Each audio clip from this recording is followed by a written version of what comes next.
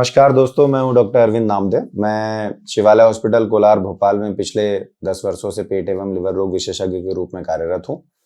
आज का वीडियो जो हम कर रहे हैं वो मेरे लिए भी इम्पोर्टेंट है, मेरे पेशेंट्स के लिए और शायद आपके लिए भी, जिसमें क्योंकि मैं पेट एवं लिवर रोग विशेषज्ञ हूँ तो हमें एंडोस्कोपी करनी ही होती है कई बार पेशेंट्स की।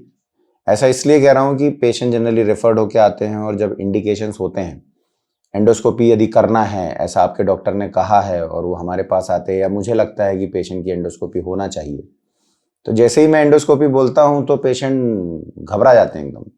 कई बार तो जब उनके डॉक्टर मेरे पास भेजते हैं कि जाइए एंडोस्कोपी करा के आइए, तो पेशेंट आने से पहले डरा डरा आता है। तो मुझे लगा एक वीडियो इस पर किया जाए, क्योंकि जब मैं समझाता हूँ, थोड़ी बातें करता हूँ, तो फिर वो डर काफ़ी हद तक कम हो जाता है। एंडोस्कोपी से डरने की कोई आवश्यकता होनी ही नहीं चाहिए, बट डेफिनेटली अगर कोई प्रोसीजर किया जाए तो एक नेचुरल सा डर तो लगता है। तो पहले तो ये समझें कि जो एंडोस्कोपी है वो क्यों की जाती है।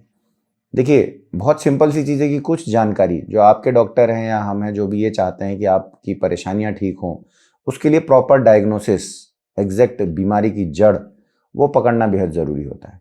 और आप एक चीज़ समझें कि एक वीडियो मैंने किया था कि सोनोग्राफी कब की जाती है और एंडोस्कोपी कब की जाती है। तो देखिए, सारी जानकारी एक टेस्ट से नहीं मिलती है, इसलिए कुछ बैटरी ऑफ टेस्ट या कुछ कॉम्बिनेशन ऑफ टेस्ट आपके डॉक्टर हमेशा एडवाइस करते हैं। ये डिपेंड करता है कि आपकी क्या बीमारी वो सस्पेक्ट कर रहे हैं।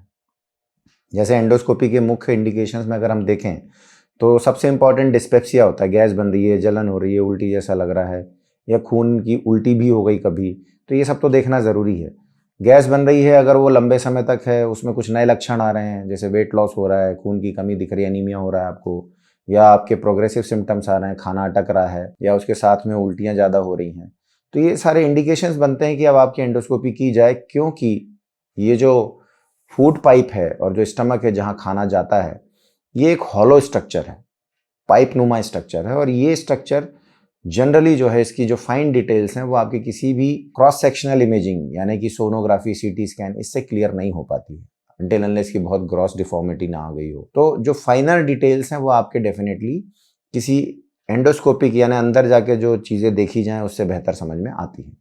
और ये बेहद ज़रूरी है, क्योंकि कई बार कुछ बीमारियां जो हैं वो गंभीर होती हैं, जो समय के साथ अगर प्रोग्रेसिव सिम्टम दे रही हैं, जैसे तकलीफ बढ़ रही है, जलन बढ़ रही है, खाना अटक रहा है, खून की कमी हो रही है, वेट लॉस हो रहा है, तो इसको अब इवेल्युएट करना बेहद ज़रूरी है। अगर ये तय हो गया कि आपकी एंडोस्कोपी होना है, तो जैसे ही आपको ये बताया जाता तो एक घबराहट होती कि पता नहीं क्या करने वाले हैं। तो यहाँ मैं सिर्फ 2 चीज़ें समझाऊंगा आपको, बहुत सिंपल सी चीज़ है कि जो एंडोस्कोपी होती है, अगर हम देखें तो जब हम फॉर एग्जाम्पल सबसे सिंपली अगर देखें कि हम खाना खा रहे हैं अगर, तो हमें खाना कहाँ तक पता चलता है।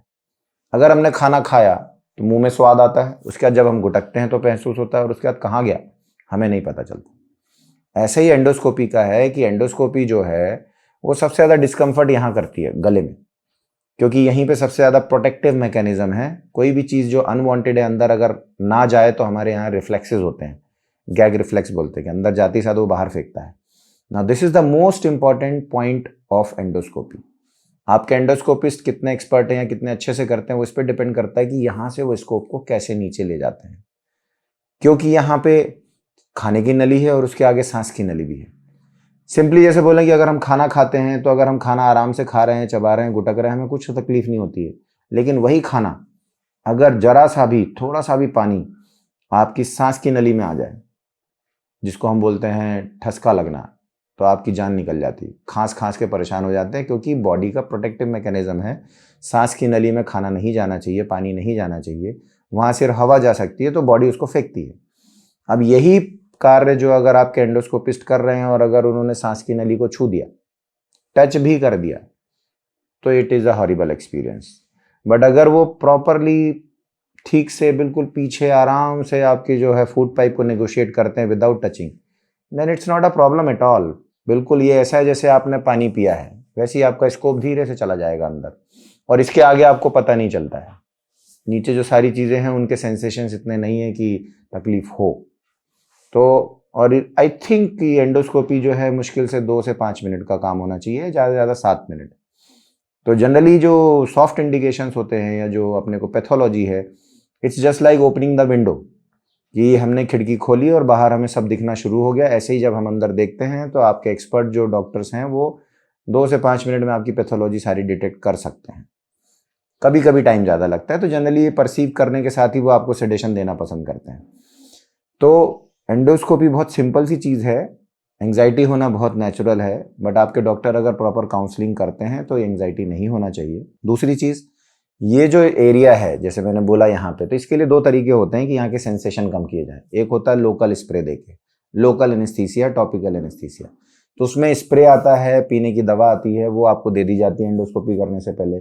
तो यहाँ के सेंसेशन कम हो जाते हैं, गले में भारीपन आ जाता है, थोड़ा अजीब सा लगता है, लेकिन सेंसेशन कम होने के कारण आपकी जब एंडोस्कोपी की जाती है तो कतई तकलीफ नहीं होती, यहाँ से महसूस ही नहीं होता और आराम से सारी चीज़ें कुछ मिनटों में आपकी देखी जा सकती है।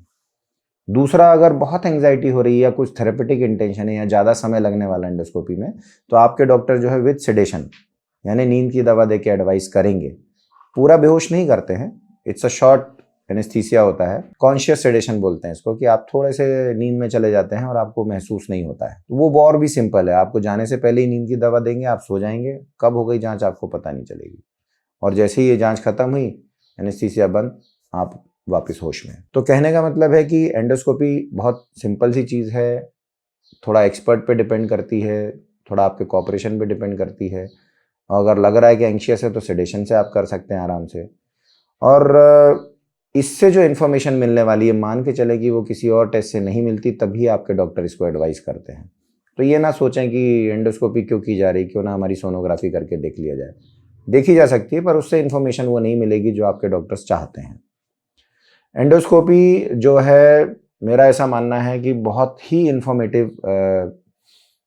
एक प्रोसीजर है या डायग्नोस्टिक टूल है, और it's a very powerful tool, क्योंकि ना सिर्फ एंडोस्कोपी करते हैं बल्कि अंदर से सैम्पलिंग कर सकते हैं।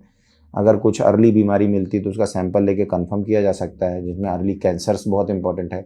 ये बहुत अनफॉर्चुनेट है कि हिंदुस्तान में कैंसर हमेशा एडवांस स्टेज में पकड़ में आते हैं, और उसके लिए स्क्रीनिंग जो है बहुत ज़रूरी है। या इसलिए इंडिकेशन एंडोस्कोपी का ये भी बनता है कि अगर कुछ डाउटफुल है, फैमिली हिस्ट्री है या कुछ इंडिकेशन है, तो आपकी स्क्रीनिंग एंडोस्कोपी की जाती है।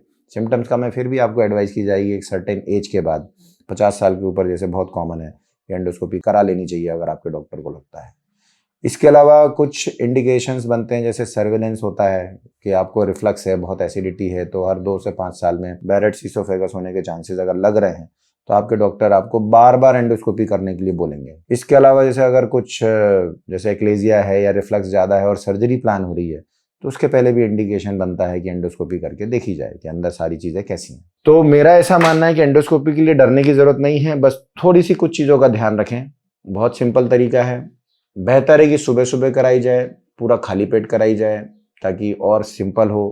कुछ भी खा पी के जाएंगे तो रैचिंग ज़्यादा होगी, वैसे तो आपके डॉक्टर खुद ही मना कर देंगे, बट इसलिए इंडिकेशंस और जो टाइमिंग है एंडोस्कोपी का, सबसे अच्छा मॉर्निंग में होता है। सुबह सुबह खाली पेट जाके एंडोस्कोपी कराने में रिजल्ट्स बेहतर भी मिलते हैं और आसान भी होता है।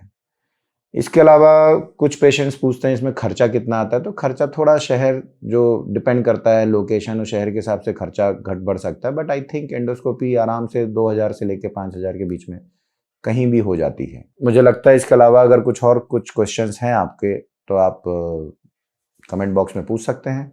And I think it's a very simple test. एक एक्सपर्ट डॉक्टर के हाथ में एंडोस्कोपी बहुत आसान है, और प्रॉपर एक्सप्लेन करके की जाए तो इसमें कोई तकलीफ नहीं होती है। आई होप ये वीडियो आपको हेल्प करेगा। इसके बाद भी कुछ सवाल हैं तो आप कमेंट कर सकते हैं, वीडियो को लाइक कर सकते हैं और चैनल को सब्सक्राइब कर सकते हैं। नमस्कार।